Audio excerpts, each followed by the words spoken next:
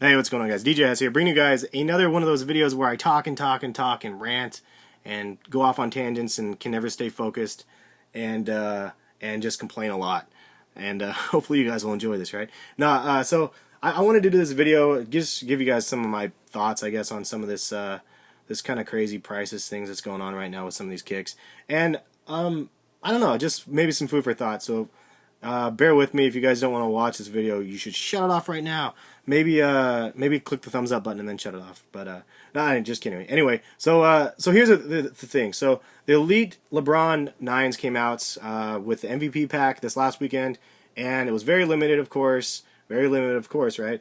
Miami only released 60 pairs, supposedly, from what everybody's saying, and they sold for whatever the price was retail, and they're reselling online on eBay or whatever for upwards of $6,000, $7,000 now, and it just makes me shake my head. It makes me go, like, seriously, like, I have 3 pairs of LeBron Elites. I have the home and away and the taxis.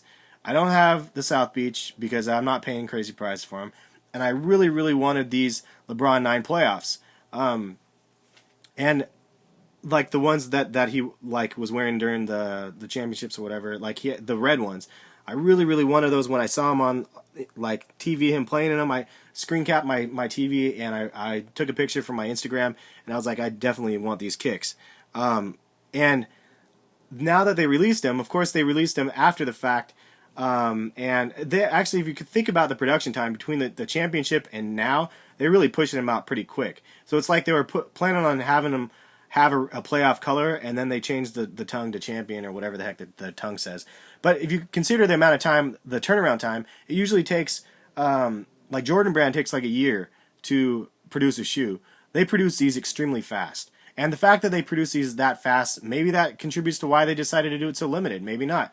But it's frustrating that they did make these so limited, because it's one of those kicks, like, if you look at Jordan's first shoe that he got a championship in, and of course this is so many years ago, it's hard to compare, right? Because it's now versus 20 years ago plus.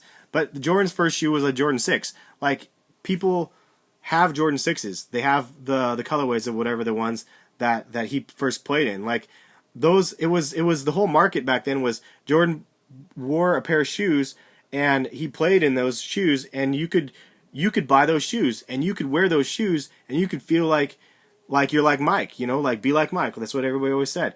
Either Gatorade or whatever the hell it was. Like, it was like be like Mike. It was cool to be able to get the shoes that he was wearing and be able to wear those shoes.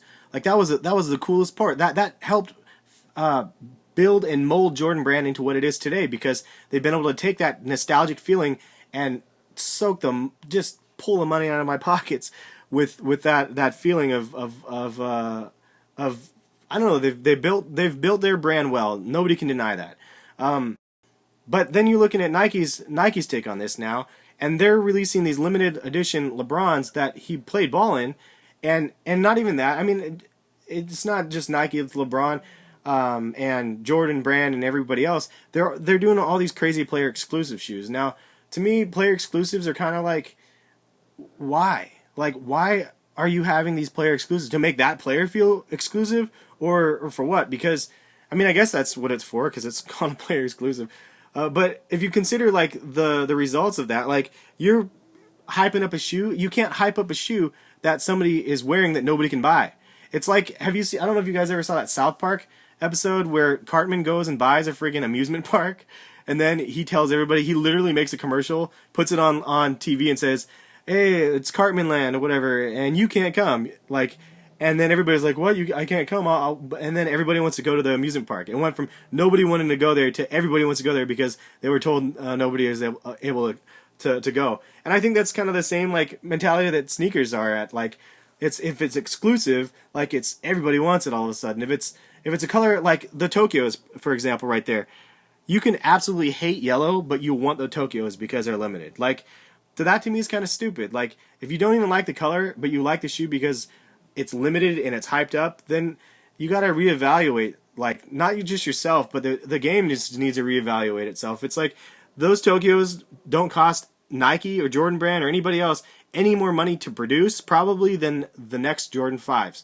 But because they made them in smaller quantities, all of a sudden the resale value is extremely crazy. I was offered $2,000 for those Tokyos cash. I was also offered $2,000 for the foam posits up there. $2,000 cash. The dude had $4,000 cash that he wanted to give me in hand, and he was almost throwing it at me like as if I was going to take the offer. The dude was legit. Like, the dude was hella cool. I actually talked to him a lot afterwards and stuff, and the guy was real chill. But I knew that they wanted these shoes. But for me, I wasn't going to sell those shoes for $2,000. I don't care about the price of the shoes. I got the shoes, and I did not want to sell them. I mean, there was no price point. There's no price point for me to be like, yeah, I'm going to go ahead and sell those. Unless it was for some crazy good charity cause or something like that. Like, there's just not going to happen. I was given those as a gift, and I'm keeping that as a gift.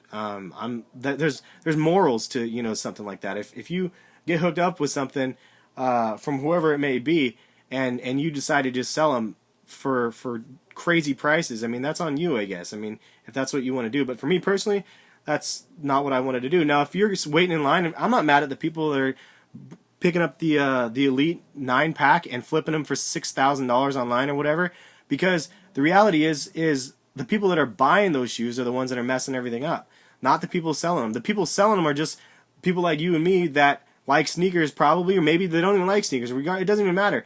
They looked at it as an opportunity to be able to make a couple $1,000s, and if somebody's willing to pay it, then I think that's intrinsically where the problem lies. Same thing with any other limited sneaker that you have out there. It's like, I don't know. It's the funny thing is that people think that shoes are limited. Like these LeBrons dropped. There's 60 pairs of them, but there's so many pairs that you guys have never even seen that haven't hit market, or that are prototypes or samples or whatever they may be, that are just crazy. Some of them are just insanely awesome that nobody has, that maybe there's 2 or 3 made, that there's thousands of these types of shoes that are created on a regular basis that if people got their hands on, you could sell them for thousands of dollars each because of people out there willing to pay for them for that exclusive feel. And I don't know, man, it's funny, like, seeing it, how much hype is built around some of these sneakers. And again, it's all material. It's the same materials, different colorways, limited supply. All of a sudden, fancy box that it comes in, and all of a sudden people are going to pay $6,000 for it. I mean, when will it end, I guess, is where I'm at. I mean, this year has been the year of crazy hype. Like, look at it. Like, Galaxy Foam Posits, Yeezys, Yeezy 2s, and everybody always says it started with the Concords, and then now you have the gold medal pack that's coming out, and it's like what's going to top the next big limited sneaker that nobody's going to be able to get. Like, I personally like general releases. I personally was almost the happiest out of any shoe that dropped this year with the Fire Red 4s. And I don't, I know the quality was hit and miss on a lot of people in those, but that was an absolute must. On my top 10, I don't even know how many pairs of shoes I bought this year. That one was on my top list because those ones were ones that I remember Jordan playing in, and I remember wanting those shoes. Like, I don't know, like, nowadays, if you can't even get the shoes that these guys are going to be, that LeBron was playing in, you can't even get the shoes that LeBron was playing in the playoffs because they're exclusive player exclusives, or they're ones that they limited to 60 pairs. It's like, how are they going to, I don't know, I just don't see the legacy building on that. All I see is them releasing more limited sneakers and then creating more hype about the limited sneakers and then just kind of going from there. But nobody's going to remember, if this is the way it's going to be, nobody's going to remember those 60 pairs of shoes. No, I mean, really, fast forward 20 years, who's going to remember those shoes? Like, I don't think very many people, I mean, the majority of people out there, there's the hardcore sneakerheads will probably remember, but those people that aspiring to be sneakerheads that don't have shoes, for those people that watch LeBron and actually play basketball like crazy, and like when I was a kid, I would play basketball in the rain for 5 hours by myself. Like, I would play every single day. I would go to every open gym across town. I would run half a mile or half an hour to half a mile. I'd run half an hour to the next gym and play ball there. I mean, I was a hardcore basketball player as a kid. I'm not so much as an adult. Injuries kind of a pain in the back, literally for me. But yeah, I mean, it's like, I mean, I was hardcore, like, and those hardcore kids that don't have any money but love the game, they can afford a basketball. They can the hoop's free because it's public, like, and they see him playing in those shoes or whatever, like, that's going to be forgotten because they never produced them. You know what I mean? I guess that's kind of where I'm at. But this is my long rant video, right? I'm allowed to do these things every now and then, right? But you know what? At the same time, I love Nike and I want to be in that company. But I'm feeling torn because I don't like the way that things are being portrayed to the public, and I don't like the way that some of the shoes are being produced in such crazy limited numbers. It doesn't even matter if it's limited. The Bred 11s, I'm sure they're going to release thousands of pairs of those, and they're going to sell out like crazy, and they're still going to command a crazy resale price because people are going to want to pay it. So that's about all I got, man. I just want to get that off my chest and feel a little bit better. I don't know. I mean, and let me know your guys' opinions. I strongly urge you to leave a comment, even if you don't leave comments very often. Let me know your opinion, and you know how you feel about like player exclusive shoes, limited exclusive shoes that are worth a lot of money because of the limited supply, colorway, or whatever it may be. You know, it's like you can point the finger at a lot of people, but the bottom line is this: it's a very complicated system. You can't just point the finger at Nike. You can't just point the finger at the resellers. You can't just point the finger at the people buying the shoes. You can't point the finger at just the hypebeasts. There's a collectively a lot of things that are making up the resale value is going through the roof, and the demand for these sort of things. I mean, it's very complicated. It's a lot more complicated than it may seem. But the bottom line is just try to stay true to yourself. Buy what you want to buy. I get a lot of questions asking, you know, which one should I buy? This one, or this one? I always reply back, buy what you want to buy. Like, if you don't like the shoes, don't buy them. I mean, I think that's the probably the takeaway. And if you do like them and you try to get them, then make that part of your chase. That's what I'm doing. I mean, there's a lot of shoes that I still want to get. The foam posits, yeah, they're overhyped, but I still want the Galaxy foams. I still want the Miami Beast, my South Beach Lebrons. Does that make me a hype beast because I want those shoes? I mean, that's up for you guys to decide that. But I know I'm not a hype beast. I know I respect those shoes and I like those shoes. I mean, obviously the Yeezys would be dope to be able to get a pair in your collection, but it's those are the most hype ones for the year. So, and those are the ones that slipped through my hands. But of course, I want a lot of shoes. I mean, that's just what I am. I have a problem with that, and I call it an addiction, as Jumpman always says. But all right, I'll stop. I'll just shut up now. You know, I had to redo this video like 4 or 5 times.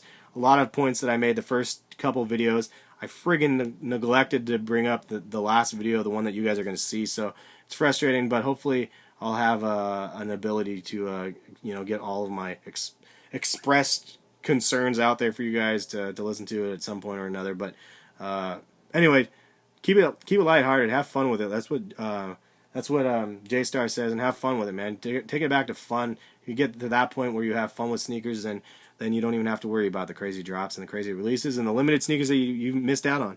That's the best thing to do is keep it light. Anyway, have a good one, guys. Peace.